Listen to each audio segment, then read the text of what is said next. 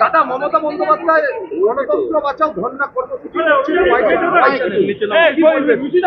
বন্ধুরা নামারা একটু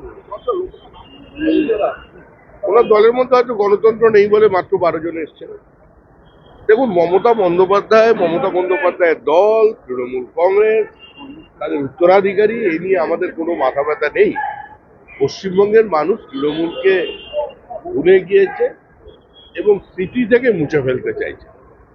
একটা দুঃস্বপ্নের কালরাত্রির অবসান হয়ে গেছে। আর আমার মনে হয় এই নিয়ে কোনো আলোচনা করা উচিত নয়। তবে এটা ঠিক, পশ্চিমবঙ্গের মানুষ তাদের রাস্তায় বসিয়ে দিয়েছে। কর্মসূচি ঘিরে সারাক্ষণ বিশৃঙ্খলা ছিল।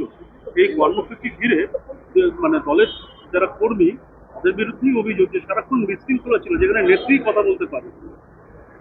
দেখুন, তৃণমূল কংগ্রেস আদপে কোনো রাজনৈতিক দল ছিল না। মমতা বন্দ্যোপাধ্যায় নিশ্চয়ই একটা সংঘর্ষের রাজনৈতিক অতীত ছিল। তিনি আপোষহীনভাবে সিপিএম এর বিরুদ্ধে লড়াই করেছেন, কিন্তু তারপরে একটা রাজনৈতিক দল বা একটা গণতান্ত্রিক ব্যবস্থার মধ্যে সরকার যেভাবে চলে সেভাবে চলেনি। তার পরিণতি হচ্ছে বিশৃঙ্খলা। এর সঙ্গে আমাদের দূর দূর পর্যন্ত কোনো সম্পর্ক নেই। সাংবাদিকরা বিভিন্ন সময় বিভিন্ন ধরনের প্রশ্ন করেন, সংবাদ মাধ্যমে কেউ কেউ ভিউজটাকে নিউজ বানিয়ে দিচ্ছেন। এগুলো চলবে, এটাই স্বাভাবিক।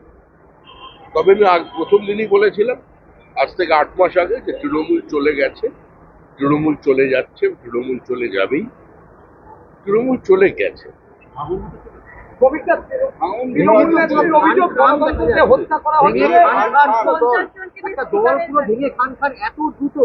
সেটা কোনো দল ছিল না, সেটা ভাঙার কোনো প্রশ্নই নেই। ও ভাঙবে, গড়বে, চলতে থাকবে, এরকম চলে। দুর্ভাগ্য আমাদের যে আমরা একটা পশ্চিমবঙ্গে এত বছর সাধনার পরে একটা সরকার তৈরি করলাম যেখানে কোনো দায়িত্বশীল বিরোধী দল নেই। এটা যে কোনো গণতান্ত্রিক ব্যবস্থার প্রতি জন্য বিপজ্জনক। তৃণমূল নেত্রীর অভিযোগ, তৃণমূল নেত্রীর অভিযোগ গণতন্ত্রকে হত্যা করা হচ্ছে, অভিষেককে প্রাণে মেরে ফেলার চেষ্টা করা হচ্ছে। পার্টি অফিস খুলতে দিচ্ছেন না নাকি আপনারা?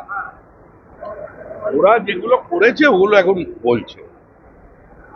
অন্যদের পার্টি অফিস বন্ধ করে দেওয়া, আক্রমণ করা, খুন করা, মিটিং বন্ধ করা, শ্লীলতাহানি করা, গণধর্ষণ করা, যেগুলো করে এসেছে তৃণমূল, সেগুলো মনে পড়ছে, মানে জানে কাহা গয়ে ও দিন।